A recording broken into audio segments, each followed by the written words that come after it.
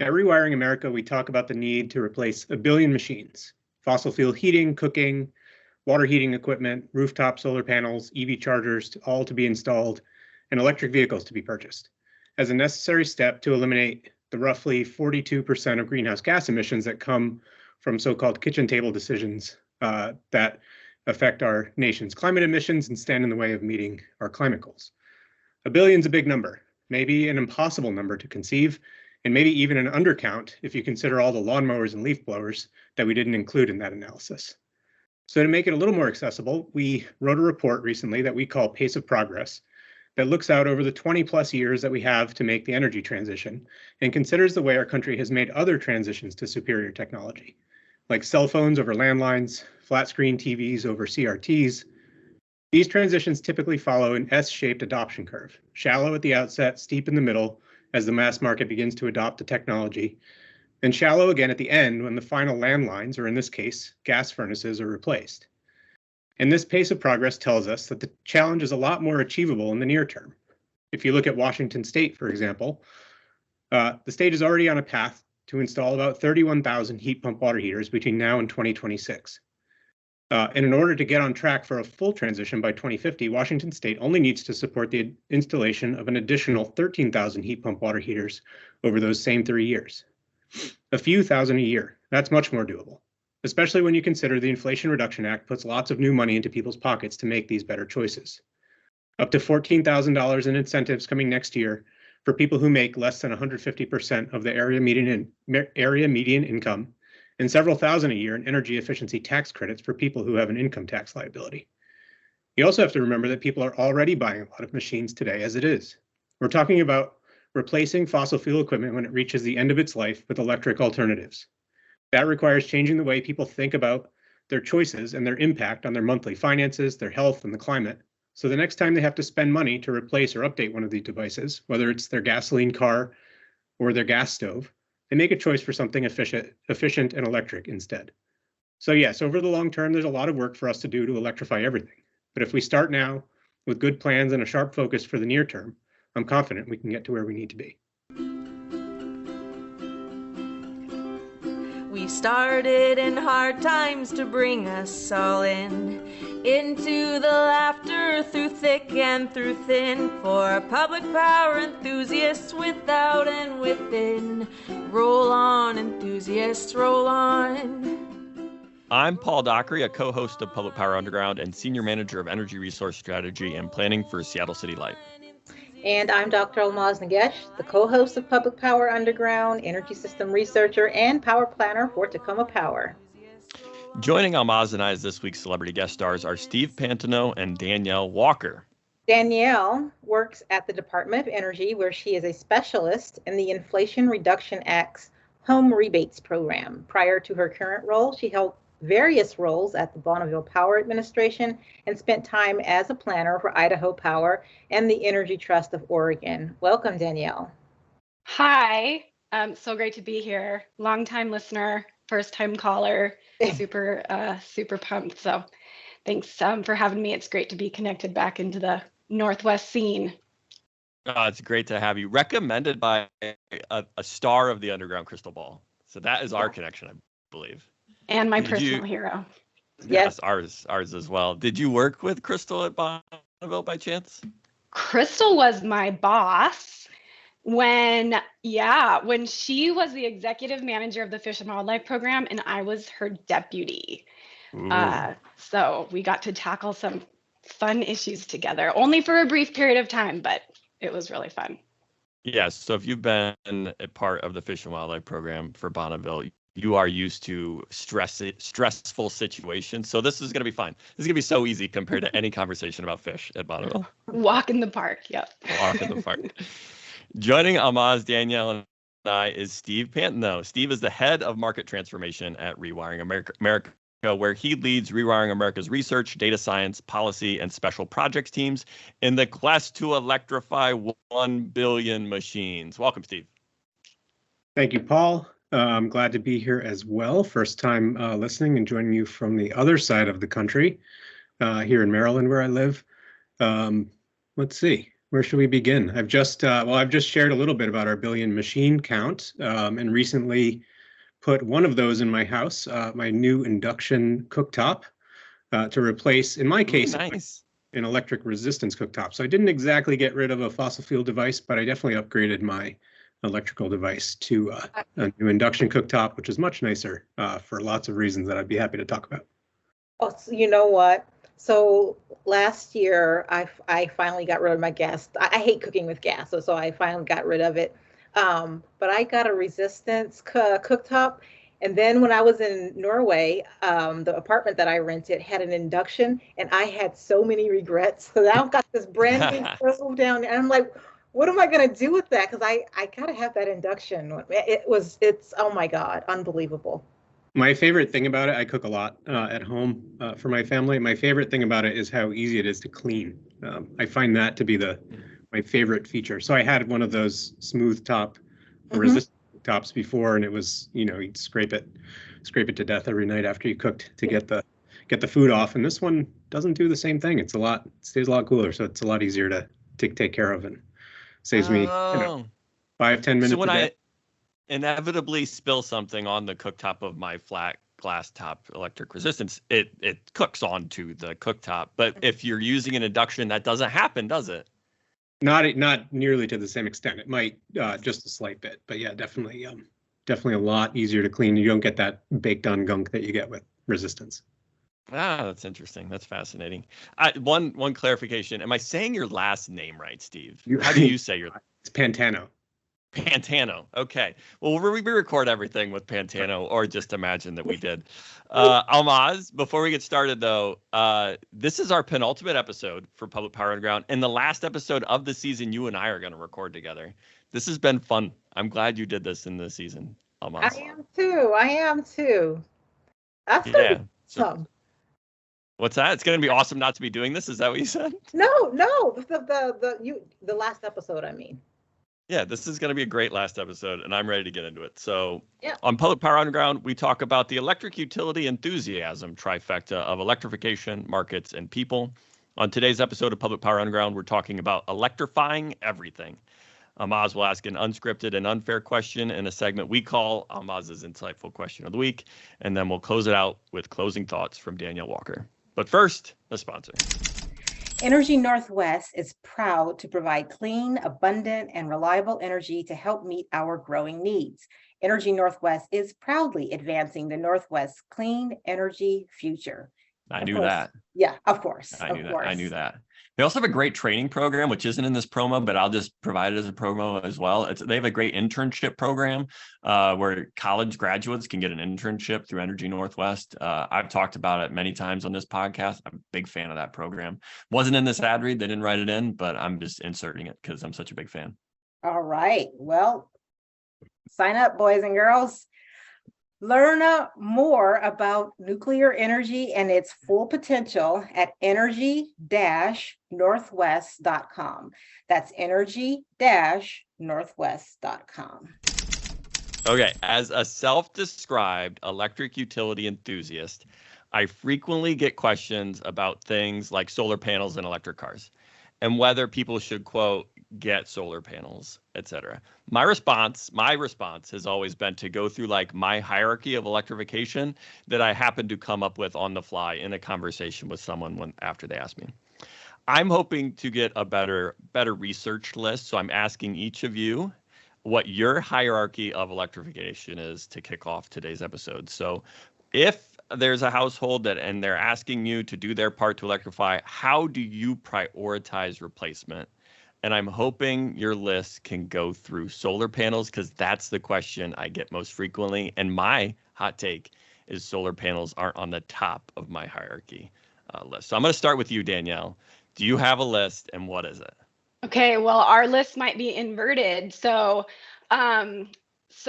number one, first and foremost, don't electrify until you are electrification ready, which means efficiency first. This is going to not only maximize the comfort of your home, but it's going to minimize any energy use, even so that when you do electrify, you already have that lower energy use to begin with. So Electrify first includes insulation, windows, air sealing, ventilation.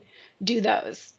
Then we get into heat pumps, heat pump water heaters, induction stove. Also huge fan of the induction stove. Boils water in a minute. Oh my God. Yeah. It's Yeah. magic.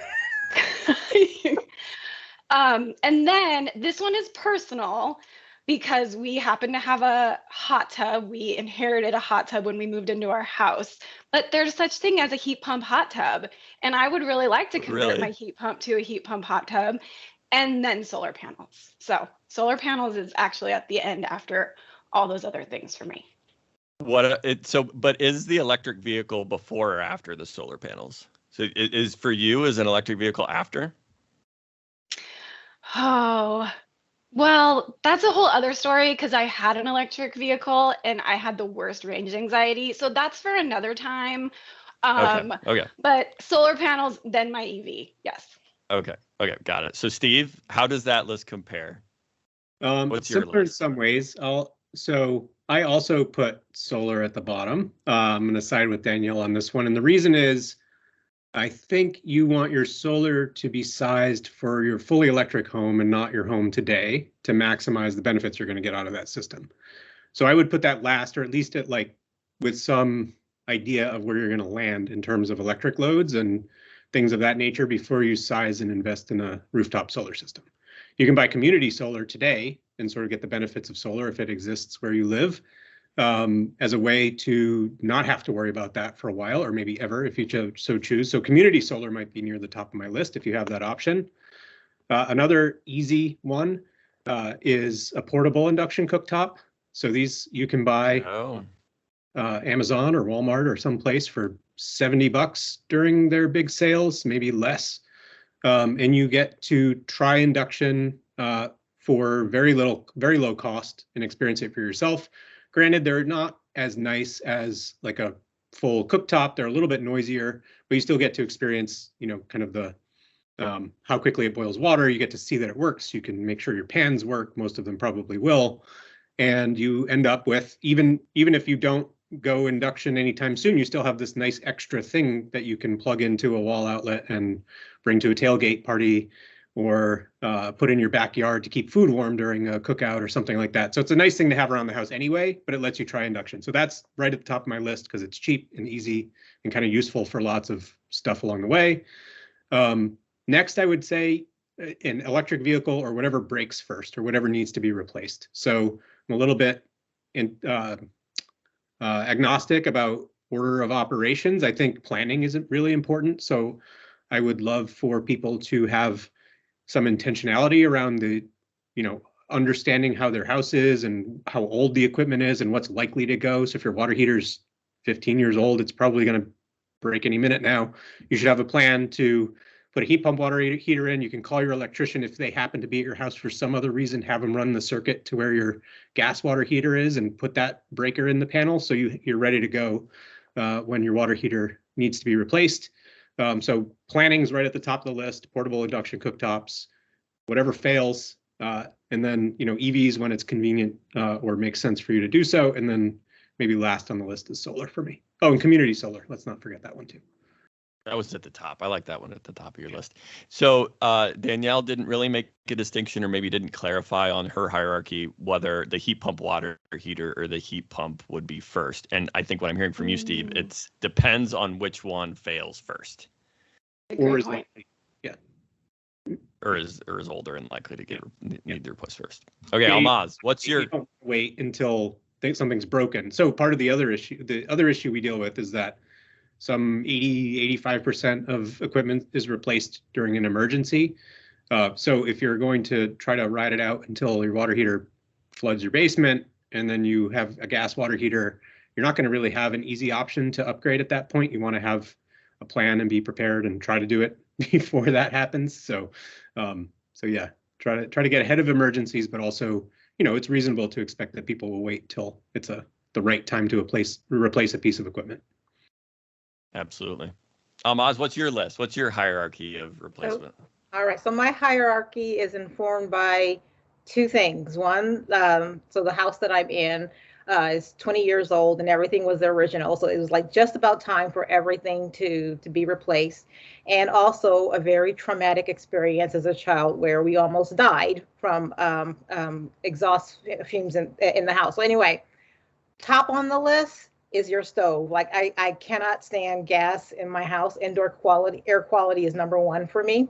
The stove. Second would be weatherization. Then the heat pump, and then after heat pump water heater, electric vehicles, and then solar. And I also believe that you probably don't want to wait until things die. That was my plan at first, to wait till things die until I replaced it, and then I realized that was not going to work. So that's it for me. Yep, stove, weatherization, heat pump water heater, EV, and solar. I noticed none of you have the outdoor lawn equipment and electrifying any of that stuff on your list. And Steve, you actually specifically mentioned it in your opening monologue that like wasn't on your list. No, why not, and where not? No, you're right. That should be right up near the top too. I love my electric lawnmower. I mowed the lawn when I was, I don't know, maybe I started when I was 12 years old or something. And that thing was heavy and it stunk and it was a pain to refuel and all those things. And now I have a battery powered lawnmower. I don't have a huge yard, but it's not, it's big enough. And with one battery, I can do the whole thing. My 12-year-old daughter very comfortably pushes this lawnmower around and mows the lawn for me now. It's great. It's quiet, no fumes, no gas. It's better in every way. So that's up there too. Should be. Better in every way. I've got an electric chainsaw, an electric leaf blower. My yard's too big for an electric lawnmower right now, but that's on the top of it. You could buy more battery. The second battery and you'd get there. Yeah, that's good advice, and I like the lists. Or you could not have a lawn, and then you just take that grass up. Every year I say that's what I'm going to do. Absolutely. Not grass. Yeah, a garden instead of a lawn. Garden instead of a lawn. Perfect. Any other notes on hierarchies of electrification before we pivot? Danielle, did you have anything else? No, I just really like that Alhmahz went ultra sustainable on us. She just like crossed us all over, and she's like, forget about your lawnmower. I'm going all the way to like low water plants and gardens. So yeah, that's a great point. Yep, Alhmahz leading the way. Okay, take it away, Alhmahz. Let's our next one. All right, so the Inflation Reduction Act, affectionately known as Aunt Ira, includes $391 billion to support clean energy and address climate change, including $8.8 billion in rebates for home energy efficiency and electrification projects. Specifically, Section 50121 of the Inflation Reduction Act provides for home energy performance-based whole house rebates, which are referred to as home efficiency rebates. And Section 50122 provides for high efficiency electric home rebate program, which are referred to as home electrification and appliance rebates. The intent of the program is to save money on energy bills, upgrade to clean energy equipment, and improve energy efficiency, and of course, reduce indoor and outdoor air pollution. So Danielle, can you describe the Department of Energy's role in administering the programs and what electric utilities' roles are in deploying the technologies? Yes, super excited to get a few minutes to talk about these programs, which have consumed my being for the past year, and so happy to see them out in the world. So as you said, the Home Energy Rebates Program, as they're combined called, consist of actually two separate and distinct programs, and they each have their own federal funding, dedicated funding source. So first, as you said, home efficiency rebates. This is often referred to as the HOMES program. This focuses on energy savings through deep whole home retrofit. So think like comprehensive, multiple technologies, insulation, heat pumps, appliances, lighting, like the full meal deal, where the homeowner will receive a rebate based on the amount of energy they save. The more savings, the bigger the rebate. This program does not include generation technology, so really focused on efficiency. So that's homes. And then the other one is the electrification program known as HERE or HERA. So these are rebates for the installation of efficient electric equipment. And there's a defined list. It includes heat pump water heaters, heat pump clothes dryers, induction stoves, panel upgrades, ventilation equipment. So this program is a little bit different because it has an income qualification and is reserved just for low and moderate income homes. On top of that is another $225 million set aside just for that program, just for tribes. That program guidance is not out yet, but it's coming out soon.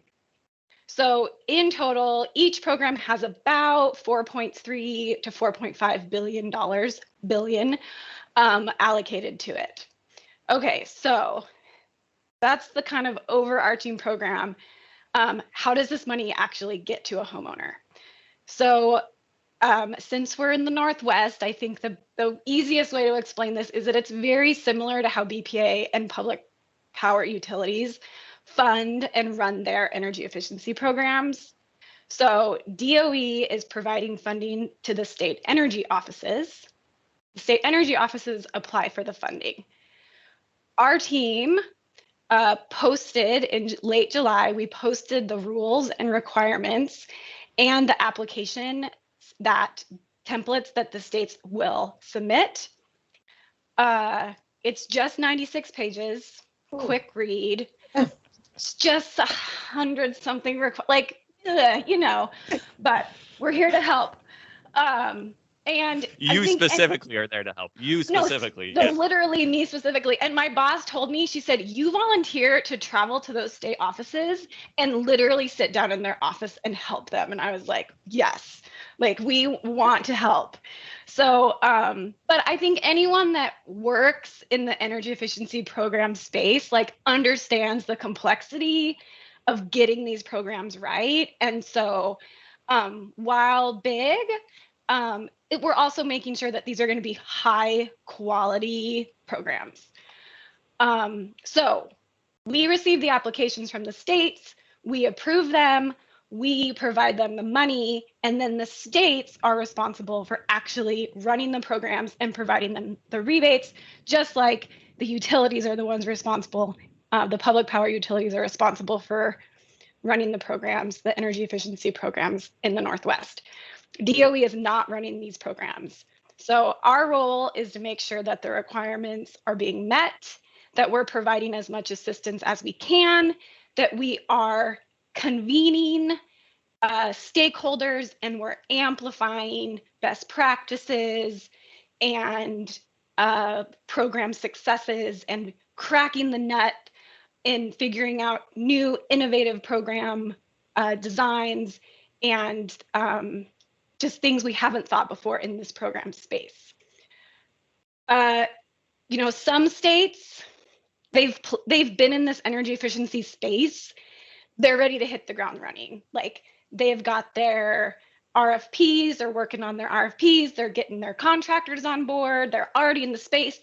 The utilities are talking to the states. That's great. They're probably going to have their programs out spring, summer.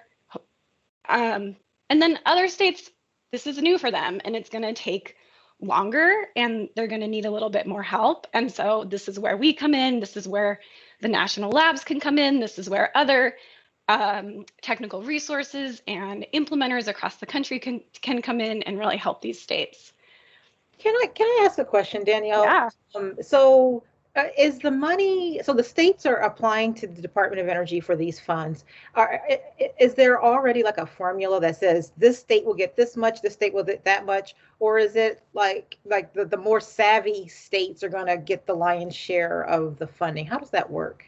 Yeah, great question. It's based on, it's a formula funding, and it's based on a predetermined allocation calculation. And so those allocations were set at the very beginning. And so I think, so you take that $8.8 billion and you spread it across 8 years because the program runs through 2031, and you spread it across 50 states, and it breaks down quite a bit, but for the Northwest, it equals to about $440 $40-ish million for the Northwest region through 2031. So it's a big chunk of money. Well, I wanted to get Steve in a little bit to think about how Rewiring America, how you think about these types of rebate programs and going from Danielle's work and making sure we have program design and facilitation and how that actually gets to people in the field. Can you talk a little bit about that? Yeah, I mean, these are big investments for most people, right? These people put a lot of money in their homes. They spend a lot on housing as it is, and they, the rebates are hugely helpful, we think, to bring down the upfront cost of a lot of the equipment transitions that need to happen. And there's a lot that won't happen without these rebates and the tax credits, to be clear. So they're super important to get the market moving and to send signals to states and communities everywhere that this is a transition that is happening and that's worth investing in, right? So it's really important that the programs are rolled out smoothly and delivered well. Some of the programs are income qualified, so income verification needs to be as seamless as possible, and hopefully, can be implemented well, because it's individual contractors in some cases who are going to be at the table talking to people in their homes about making these giant investments, right? And they want the people will want assurance that they're actually qualified for the programs that they've been told they're eligible for. So there's a lot that goes into streamlining delivery. I know DOE and the states are being really thoughtful about this and being creative with solutions and trying to streamline as much as they can so that people's experiences are good. That includes the homeowners and the contractors and the distributors and the manufacturers as well, right? There's a big supply chain for these technologies that needs to move in line. But as these programs roll out, that's a big deal for the market, right? It says this is real, this is happening, this is the way the world's moving now. We will start to hopefully see a lot of these participants in the transition, again, those contractors and training, schools that train installation technicians, planning to train them on heat pumps so they're ready to work in these markets, distributors stocking more diverse products that are suited for the climate zone that they're selling them into, manufacturers producing a greater variety of products at lower cost. Hopefully all of these things start to line up so that we reach a place in the not so distant future where we don't need rebates to support the market, but it's really just sort of the default mechanism. And I think, the IRA is really the thing that's going to put the foot on the gas pedal for us as a country in this direction. Yeah, investment in energy efficiency and market transformation of energy efficient technologies is right at the heart of electric utility enthusiasm. I did want to get a little bit more, Danielle, about the role electric utilities can play to enable this. We are institutions in the Northwest who are invested in energy efficiency. Can you talk about our role in specifically this type of program? Yeah, totally. So yeah, I mean, this was a space traditionally owned by utilities. And so this is a big amount of funding coming into this space to be managed by the states. So I think it's going to take a lot of collaboration for us to all play in the sandbox really well together, and that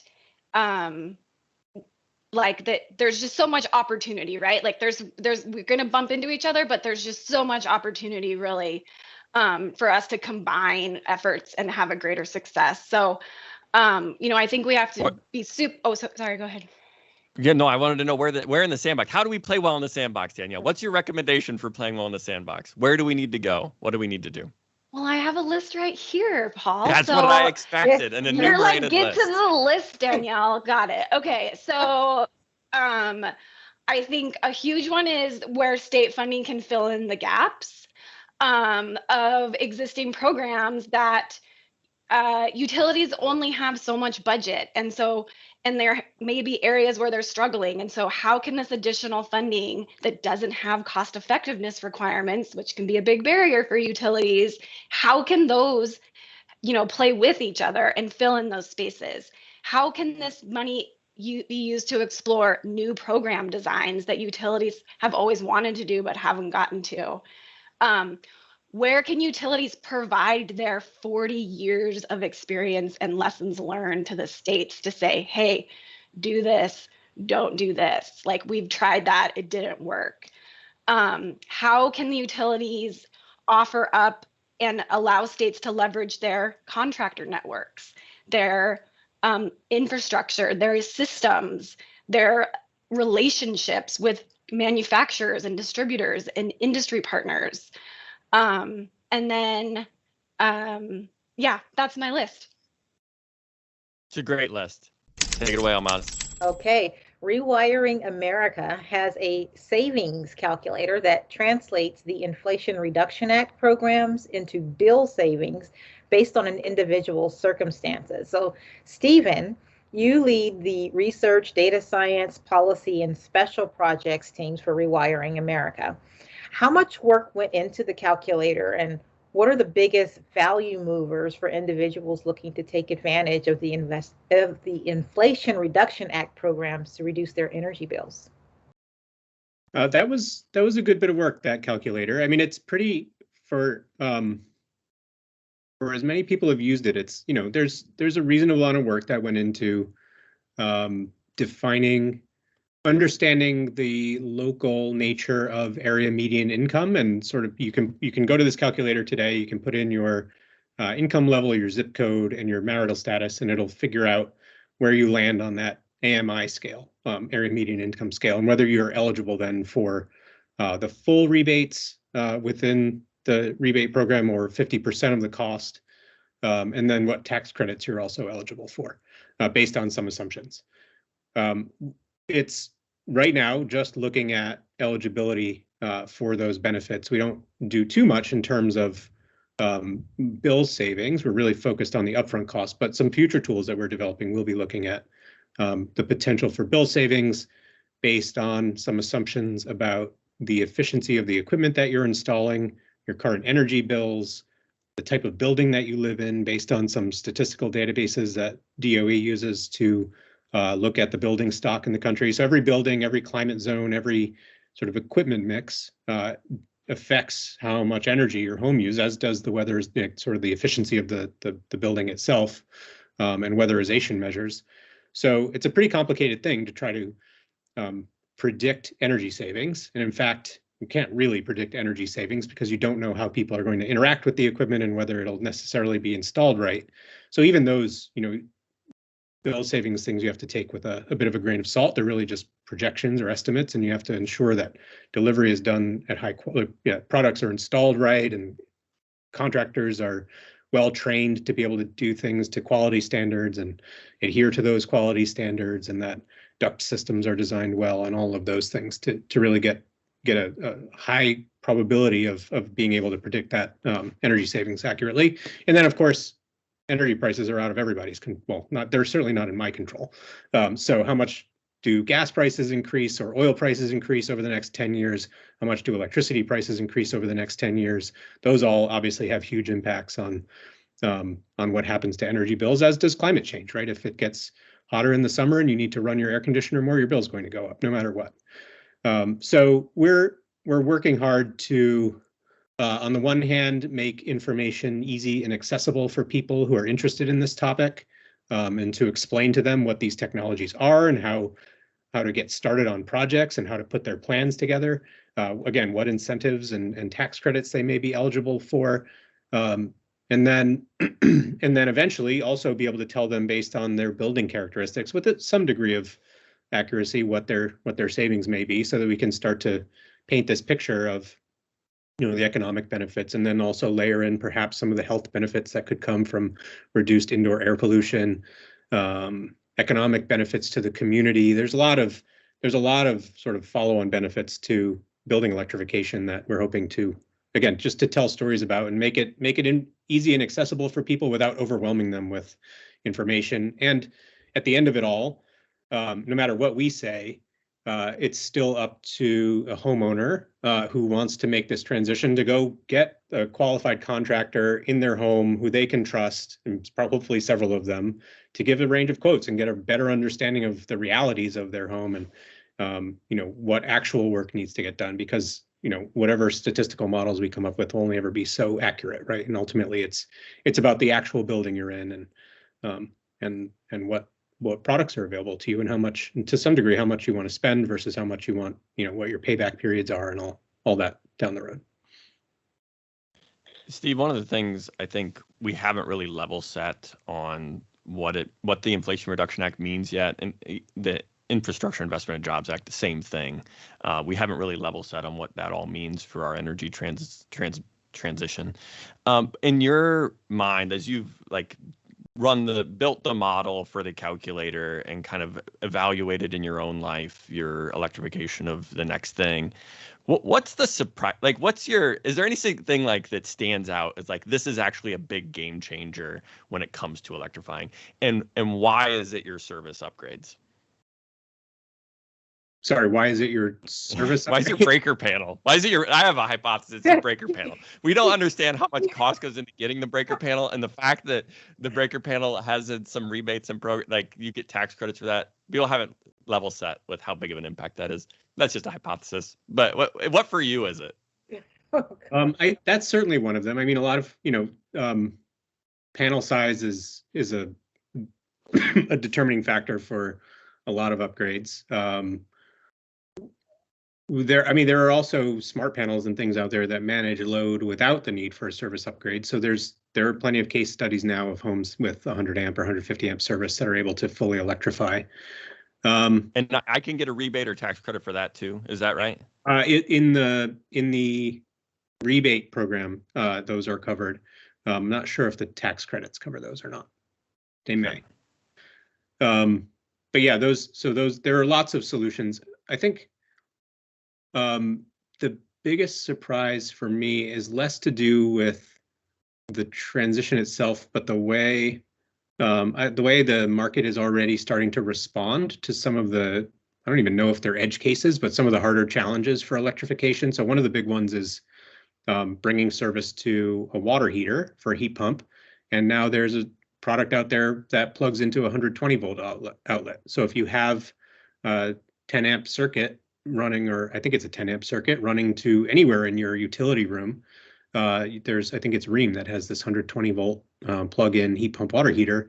That's a response to a market need that would otherwise have been, difficult to address, right? If you don't have that type of product on the market, you have to get an electrician in all the time to install 240 volt circuit over to where your water heater is, and that adds cost and complexity to the project. So now we have options already on the market today that are responding to real needs of real homes that weren't addressed previously.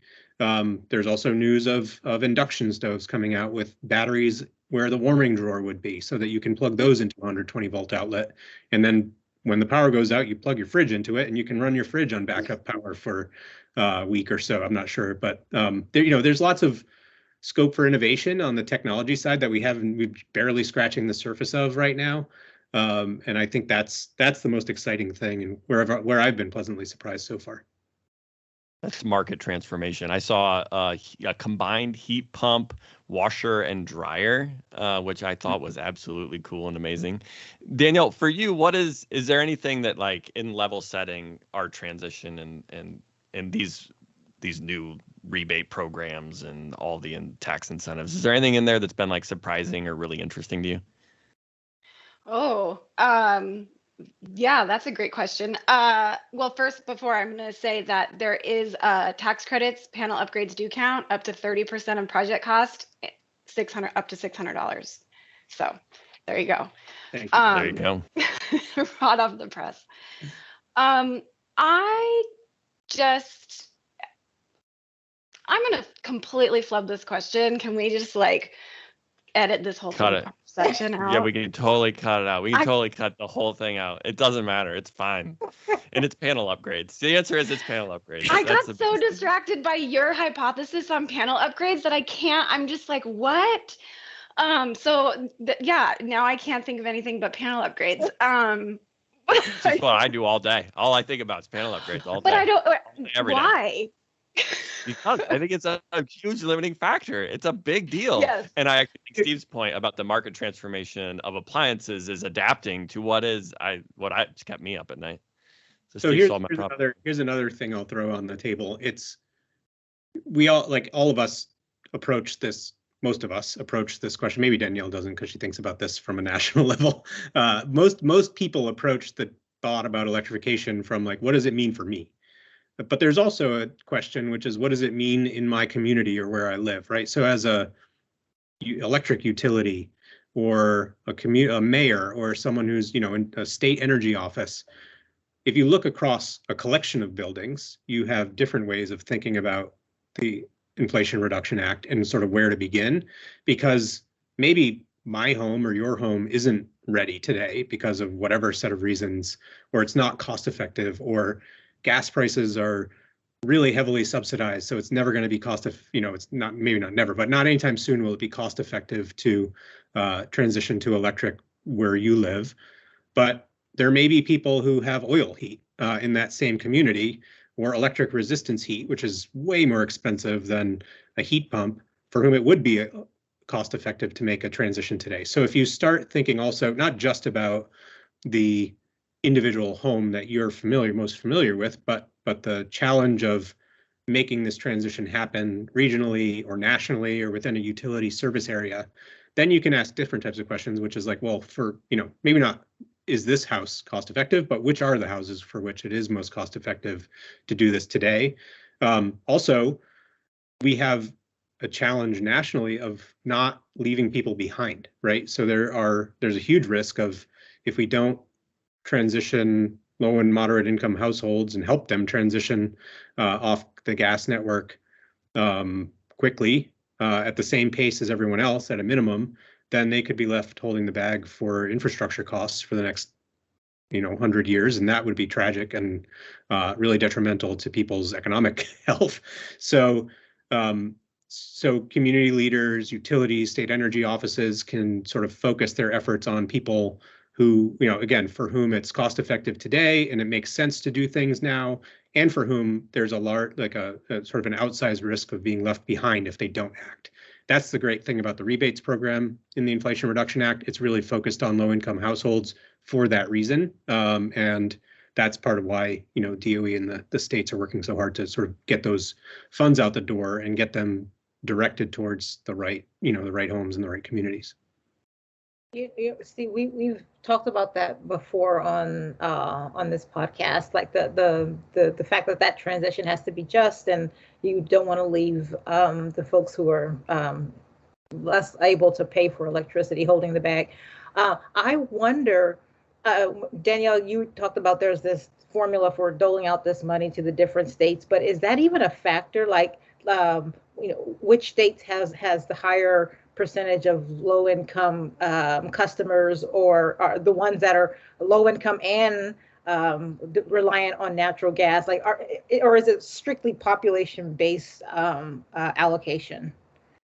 Yeah, the funding is not connected to the income distribution, but the total amount of funding. But how the states can allocate their pot of funding, their individual amount, there is requirements within the guidance that you have to give a certain portion to low income, a certain portion to multifamily. And it's significantly higher than, I would say, what most utility programs are doing currently. So it's really going to raise the bar on getting to those low and moderate income communities. Well, I'm just curious how, I don't know, I'll put this in my unfair question because I have some thoughts about that, but I don't want to delay us. We can keep going. Yeah, put it in the unfair questions. This is a good transition because the next topic on best practices for electrification does touch on the need to reach these communities. So take it away, Alhmahz. All right. The American Council for Energy Efficient Economies for an Energy Efficient Economy's 2022 report on best practices in electrification found, among other conclusions, that 1, where possible, electrification programs, measures, and incentives should be braided into existing energy efficiency programs to increase their reach and engagement with hard-to-reach customer groups such as low-income and multifamily households. And number 2, contractors play a key role in building electrification. Expanding the workforce and educating and motivating contractors to install and service heat pumps is a critical strategy for scaling up capacity for electrification in buildings.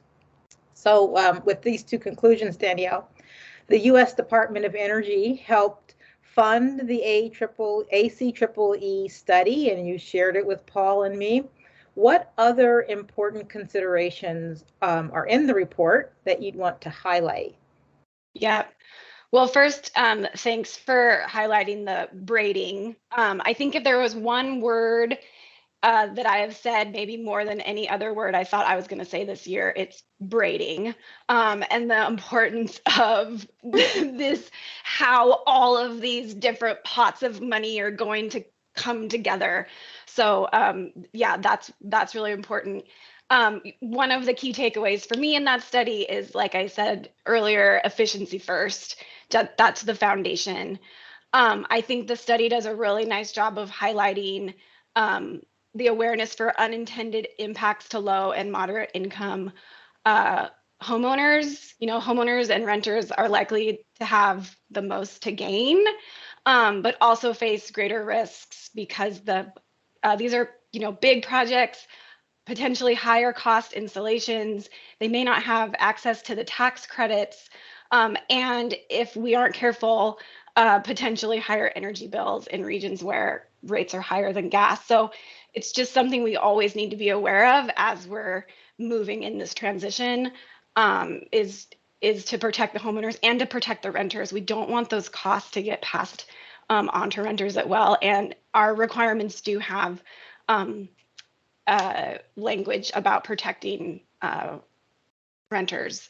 And the only other thing that I'll add is that they highlight policies and regulations and where those policies can be limiting in electrification. So cost effectiveness can be an issue with these high cost projects. Fuel switching can be a sensitive topic among some states.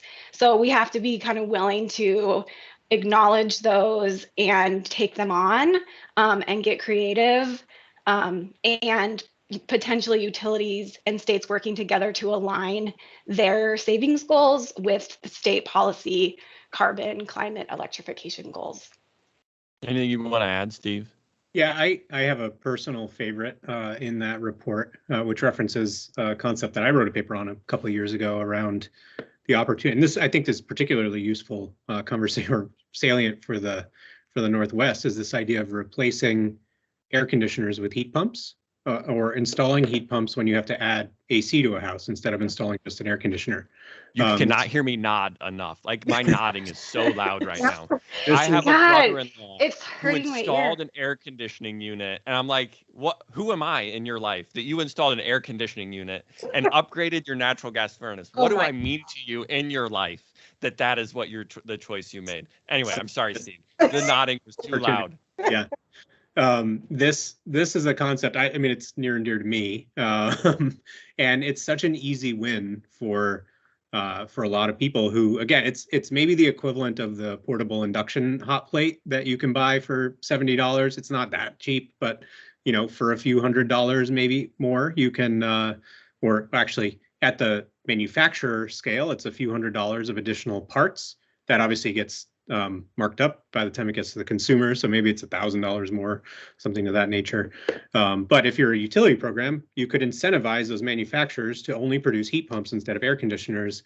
And you've now turned sort of a one-trick air conditioner into a two-trick air conditioner, which is that it can provide heat. And if you have gas or oil or anything that's expensive to heat your home with, you now have two options instead of one. You can arbitrage your energy costs. If it feels like it's cheaper to use electricity one day, use electricity.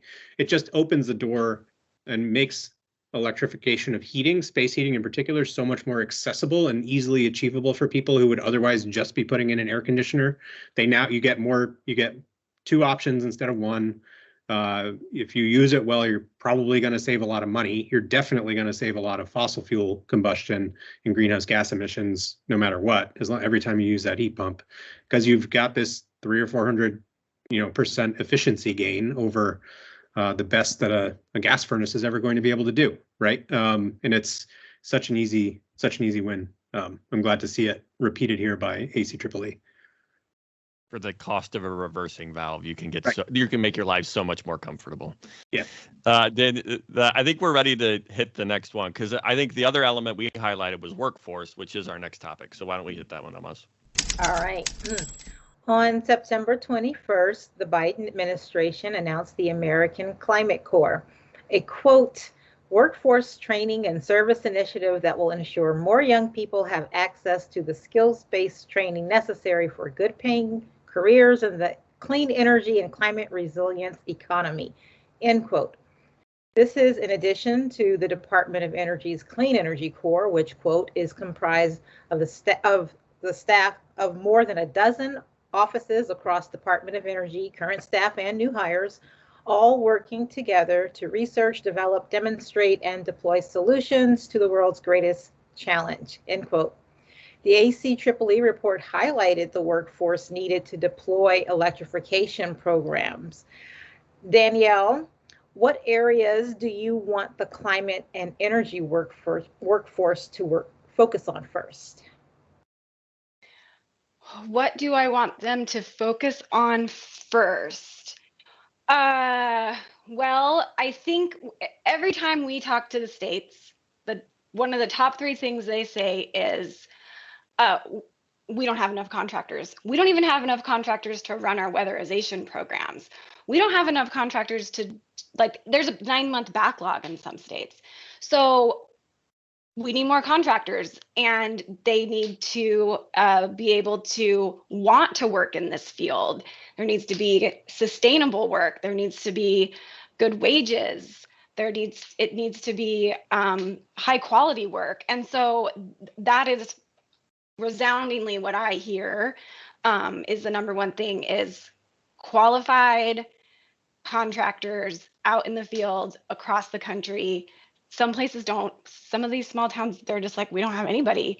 So figuring out where they're needed and really tapping into the training funds, both what was just announced, and we also have a sister provision, the contractor training grants program, which is $200 million going also to states to really try to train up the workforce.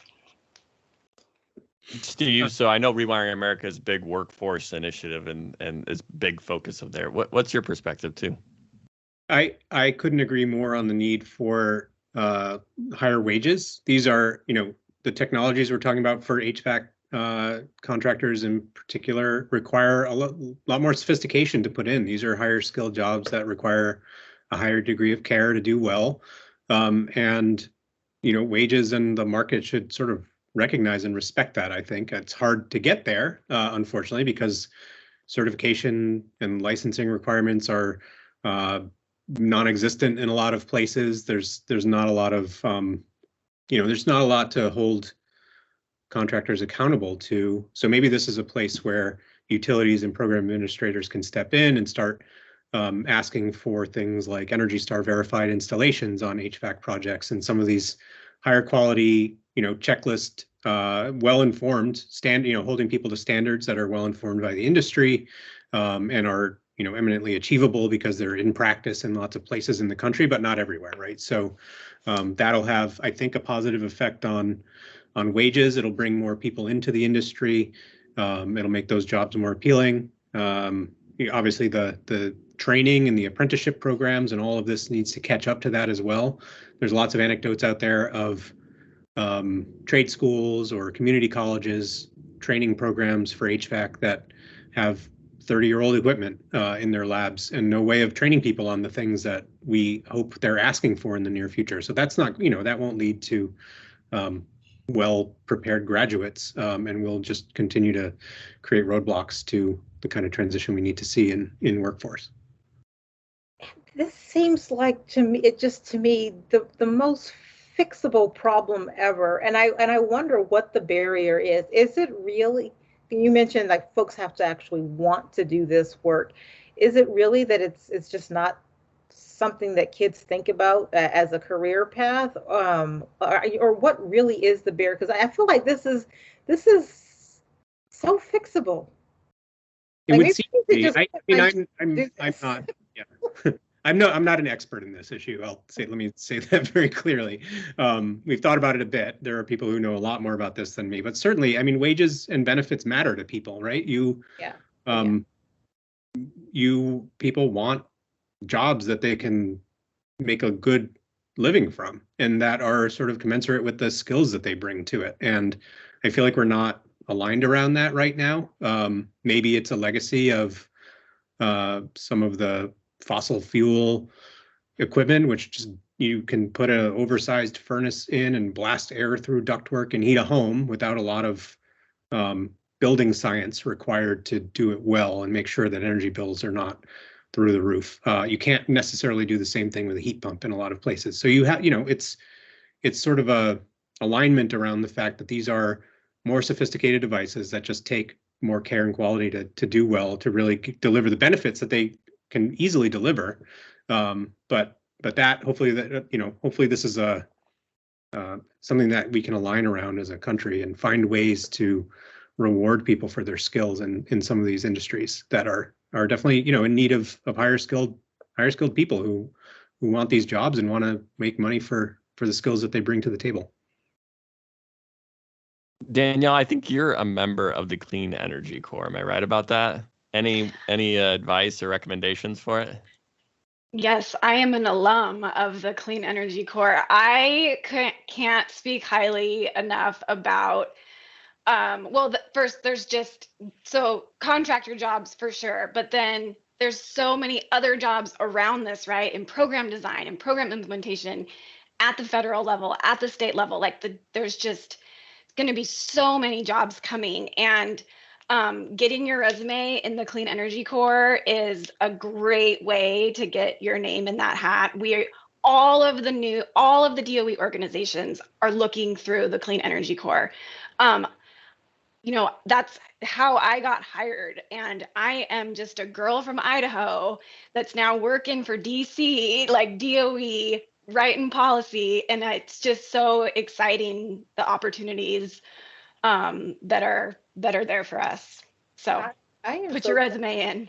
I am so glad you mentioned that, Danielle. Does the Clean Energy Corps accept like fresh out of high school folks, or is it mostly technical people? What kind of people does that Corps accept? So I think I'd have to look into more of the details of that new program, the training program, and the requirements there. But for the Clean Energy Corps, as of right now, there's fellowship programs all the way up to, so internships, fellowships, all the way up to full-time positions. So across a range of experience. Yeah, for sure. Good stuff. Great stuff. I'm always hopeful about the future workforce. Yes. That's a good place to put your hope. I think we're ready to take it after a quick break. We'll come back for Alhmahz's unfair question of the week. Public Power Underground is brought to you by NWPPA. The Northwest Public Power Association believes in the power of training and education.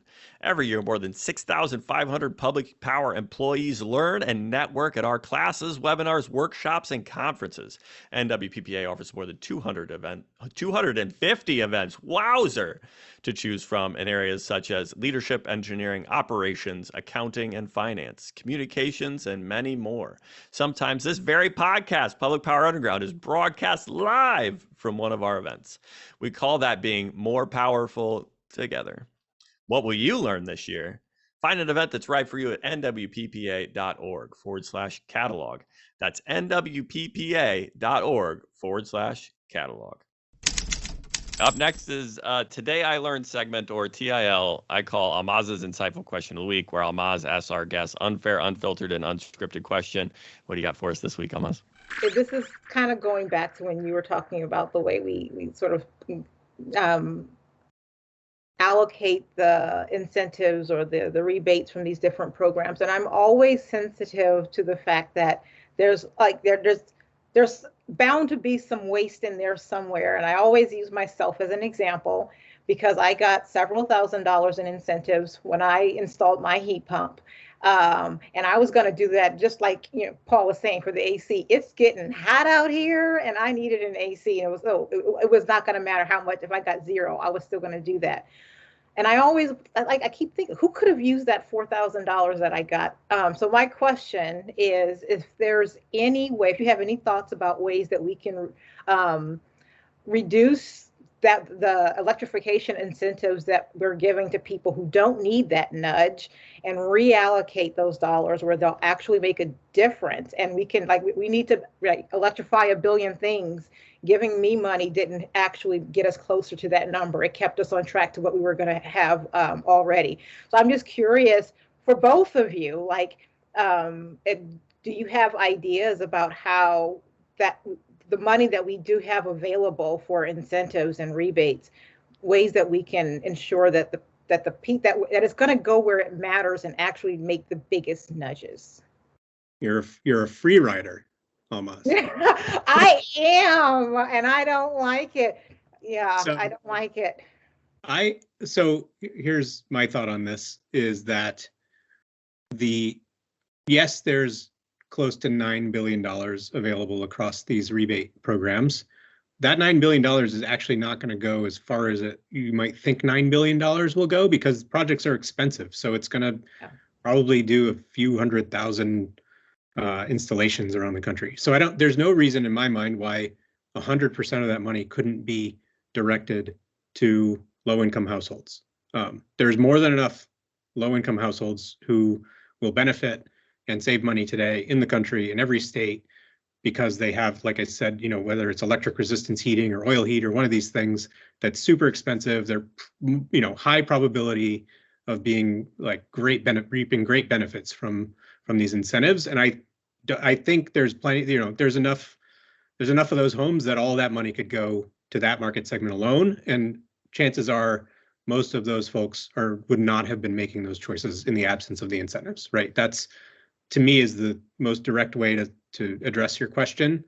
But I also, and the reason is because those funds are capped, right? There's the $9 billion is the $9 billion, and I don't expect our Congress to re-up that in its current state of affairs.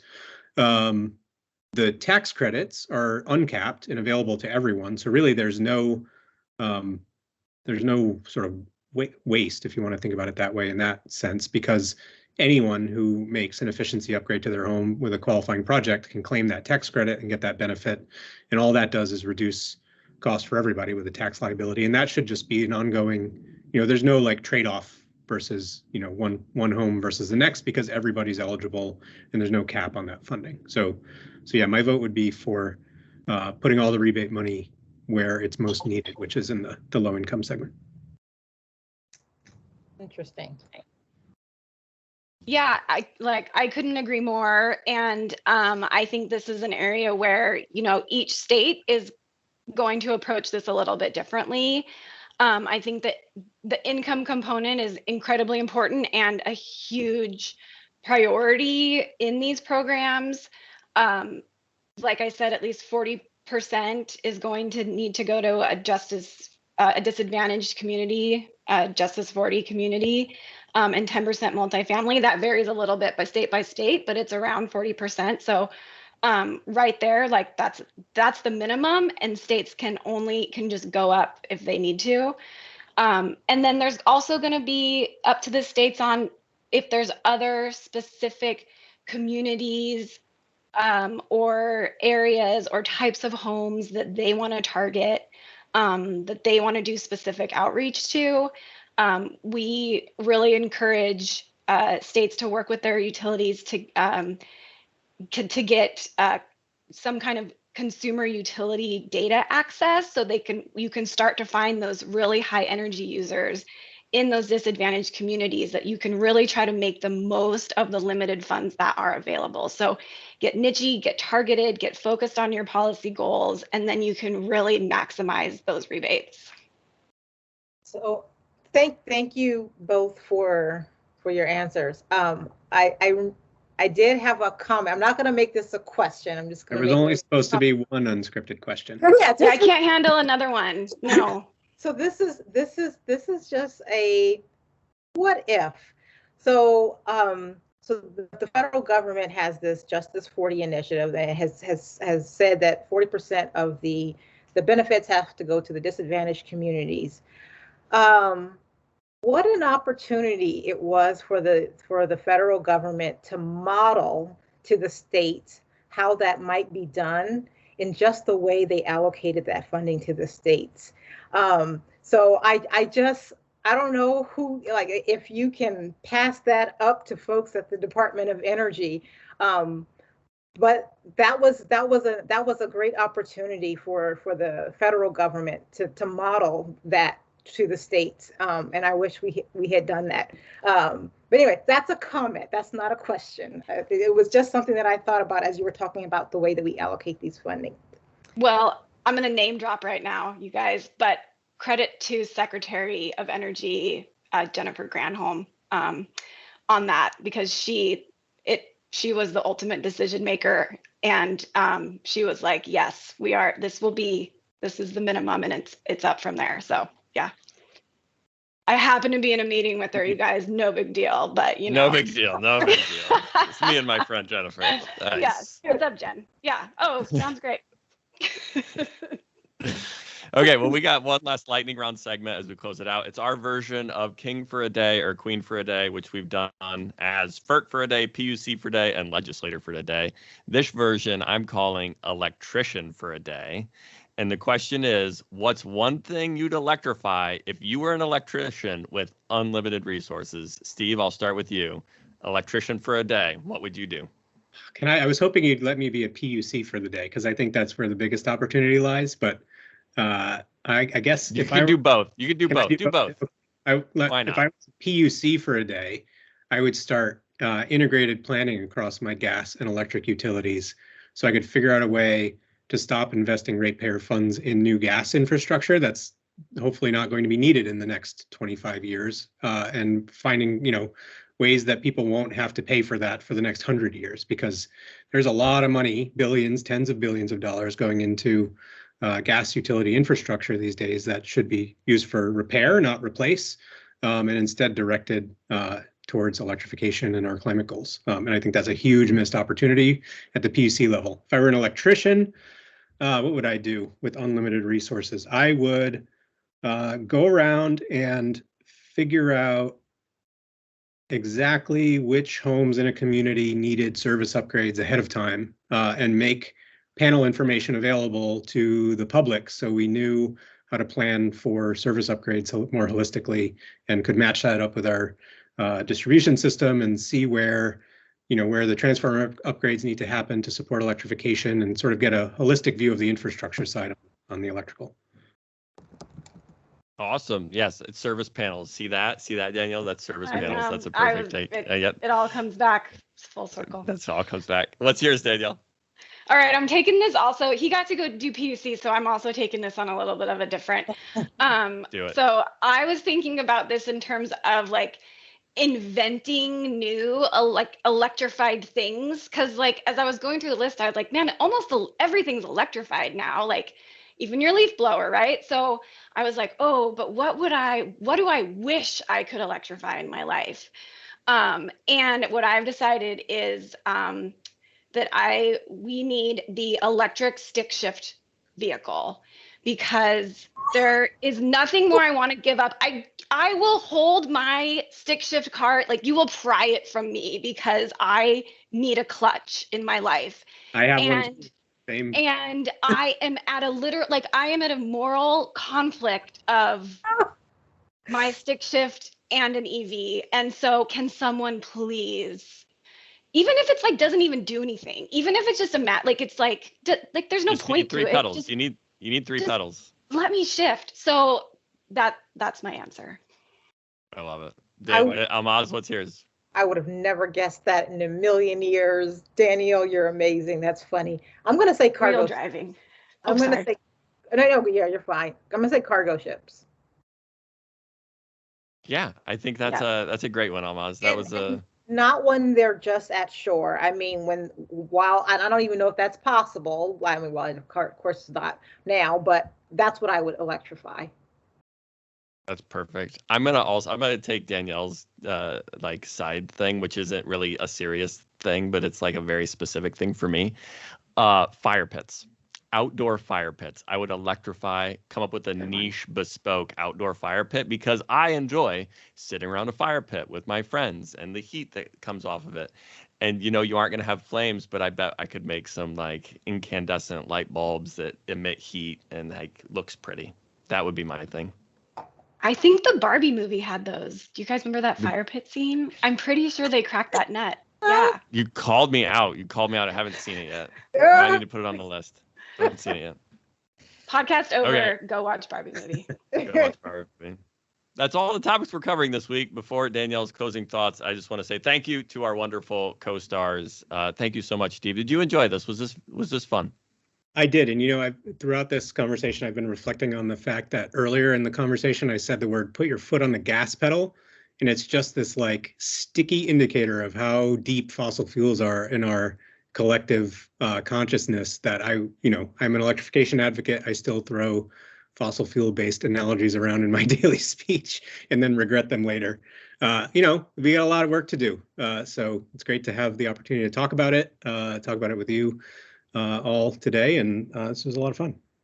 Yeah, and I appreciate your electrification enthusiasm and your intention to get that out of your vocabulary. So thank you, Steve. Danielle, was this fun? Did you enjoy this? Are you going to send Crystal a text saying you regret it after this, or are you excited? Oh my God, no. We're like, Crystal and I are going to swap. Like, we'll be like, oh my God, what about this? And then when this happened, like, yeah, we're going to swap stories about our experiences. Although she's like an old pro at this, so. That's right. Yeah. She's great. But you did great. Thank you. I really appreciate you coming on. I hope you enjoyed it. It was so fun. Good. Alhmahz, do you feel valued, appreciated, seen, and heard, and all the good things? Oh, this I could not have spent my sabbatical year doing anything better. So yes, I have been feeling appreciated the entire year. Thank you. And I'm ready for a break. I expect you are too. So we're at least going to take a break, and maybe we'll come back. Hopefully we'll come back, but there'll at least be a break after this. So I enjoyed it too. Breaks are good. Yeah. Yep. I need a break for sure. Okay. To our listeners, while you aren't seen or heard, you are valued and appreciated. Public Power Underground is a production of News Data and Seattle City Light. You don't have to be subscribed to News Data's weekly newsletter to get this podcast, but it sure makes the podcast make a lot more sense.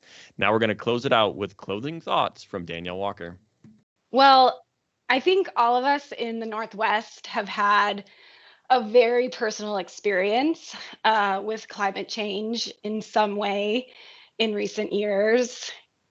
Heat dome, fires, and these hands-on experiences make us feel both an incredible sense of urgency, and also I think the thought of, how am I going to individually contribute and do something that's going to actually make a real impact? And so how lucky are we that we have this moment with all of this momentum and attention and new significant funding in our industry right now to make a real difference.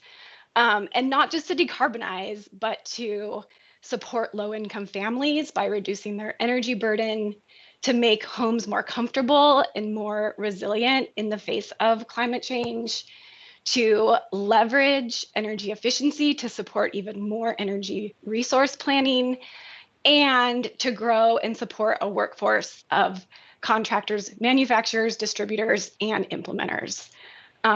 So what an incredible time to be able to actively engage and make a difference in our communities, and for the planet, and contribute towards those 1 billion machines.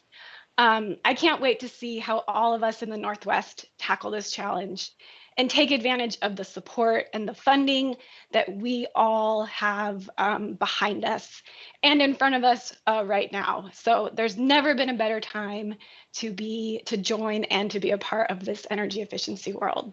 So thanks.